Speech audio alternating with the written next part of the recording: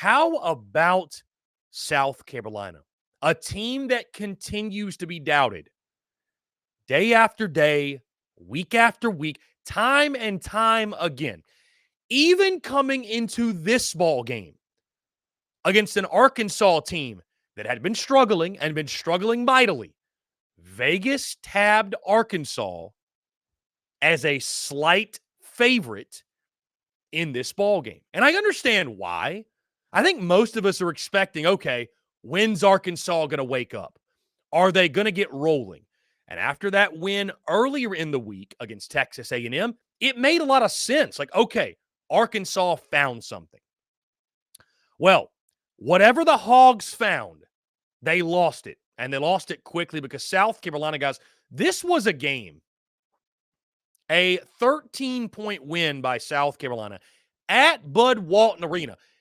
And it didn't really feel that close, right? You look at the Gamecocks, B.J. Mack leads the way, 18 points. Zachary Davis with 12. Talon Cooper with 11. Colin Murray-Boyles, the freshman, with 11. Michi Johnson, guys, only had 8 points in this ballgame.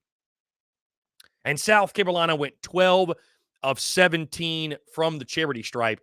Shot 50% from three land, and that was enough, guys, to do it. The Gamecocks also playing suffocating defense against Arkansas. Just 37% shooting, 28% from three for the Hogs. Their leading scorer was Mark with 18 points. They did not have another scorer in double digits. For South Carolina, hey, after the home loss to Georgia as a favorite, this was one you needed to steal, and it feels like a really big win, and it sets up what's a massive matchup tomorrow night against Kentucky.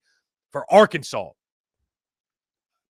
where do you go from here? I mean, they're not going to fire Eric Musselman, obviously, right? They're not going to fire Eric Musselman. But I just wonder where you go from here. I just wonder what's next.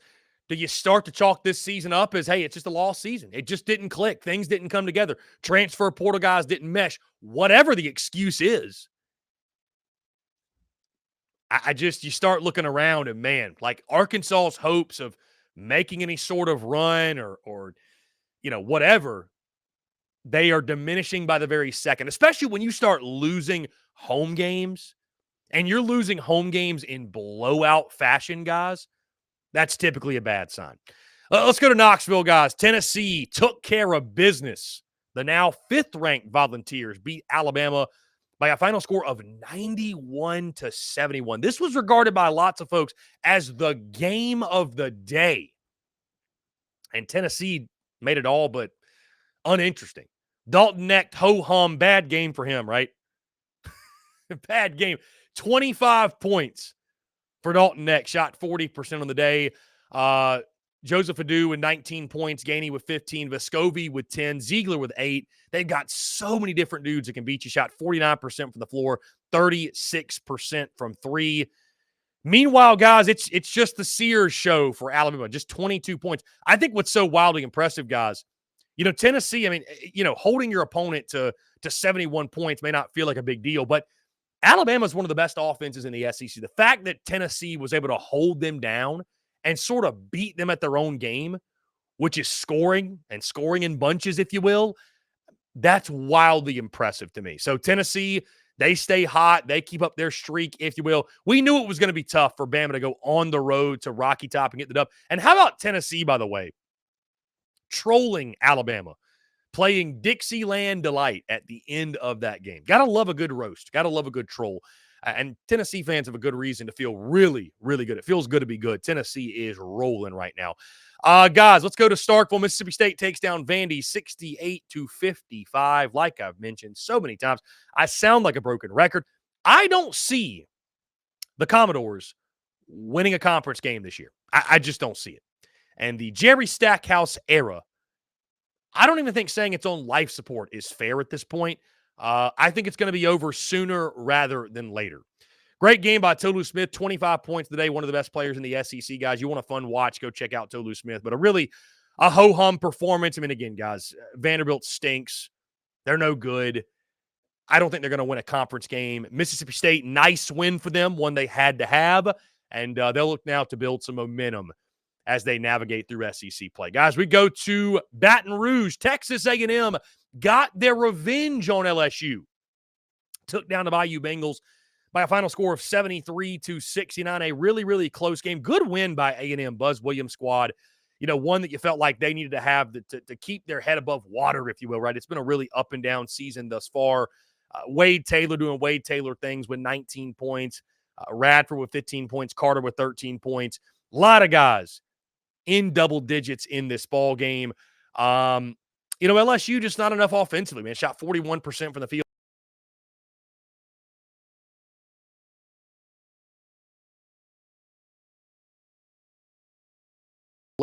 11 got hot from three land, 11 for 20 on the night. So good win for Texas A&M overall, really good win. And LSU now picking up the pieces. And I think the realities of SEC play may be starting to set in for the Bayou Bengals. Guys, we go to Lexington. Kentucky drops a 100 spot. The 8th-ranked Cats beat Georgia 105-96 in a really fun game in Lexington. The biggest takeaway, guys, again, Kentucky offensively. When's the last time we saw a Kentucky team shoot like this Kentucky team? Guys, they shot 62% in this game. The fact they only beat Georgia by 9 points shooting 62% is wild. Shot 56% from three-point land. 56%. So, I don't recall the last time we saw a Kentucky team shoot like this. Mitchell had 23 points. Reeves with 21. Wagner with 18. Avicic with 13. Shepard with 12. So many guys in double digits, guys. So many big-time players, big-time impact guys. Also 13-17 from the line. This Kentucky team can shoot the freaking lights out. It was raining buckets in Lexington as Kentucky gets a big win. And again, setting up that big matchup tomorrow night in Columbia against South Carolina. Florida gets the 79-67 win over the Missouri Tigers. 12-point victory in Como. And the struggles continue for Dennis Gates' program, guys. I didn't have crazy expectations from Mizzou this year. I thought they'd be much better than what they are. I really did. I thought they'd be much, much better than what they are. Florida needed the win, had to get the win. Reason I picked Florida on the road. Again, Mizzou, man, again, you start getting to a point where you're like, man, this just ain't our year. This just ain't our year. Bates went off for Mizzou. 36 points for him. Outside of that, Honor had 10. Seth East II had 6. Carter had 6. Butler 4. Just not enough outside of Bates in this game. And then again, give Florida credit, man. They were in a tough spot going on the road. A hungry, desperate Mizzou team that needed to get off the schneid and win a game. And Florida denied them. And now Missouri stares 0-4 in the face. In SEC play, things looking bleak for the folks in Como. And finally, guys, how about those Auburn Tigers, man? 82-59.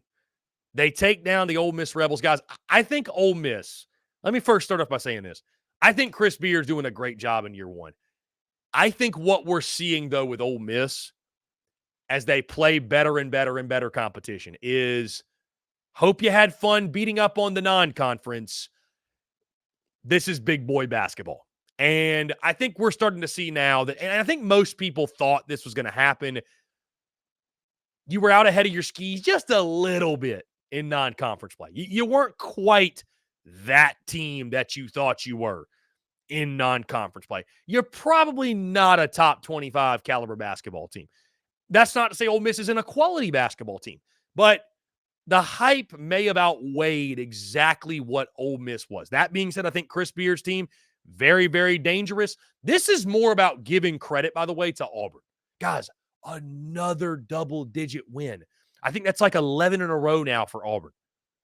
There's nobody hotter. I challenge you to show me a team that is hotter in college basketball than the Auburn Tigers. I challenge you to do so because I don't think you can find one, guys.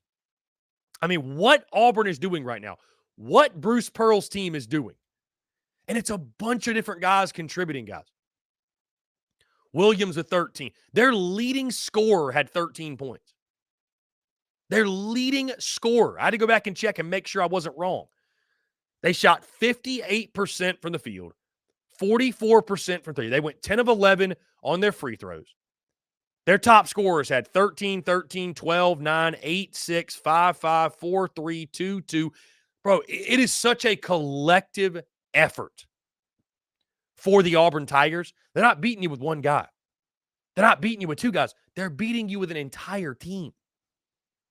They got guys that can come off the bench and just immediately make an impact. And it is a lot of fun to watch. It is a lot of fun. Guys, I'm just looking at the stats. They didn't have a single guy make more than one three-pointer individually. And they dropped 82 points on the Ole Miss Rebels. If there's a team that is hotter in college basketball, show them to me. I challenge you to find them. Because I don't think you will. And guys, maybe, just maybe, it is time to crown the Auburn Tigers as the team to beat in the Southeastern Conference.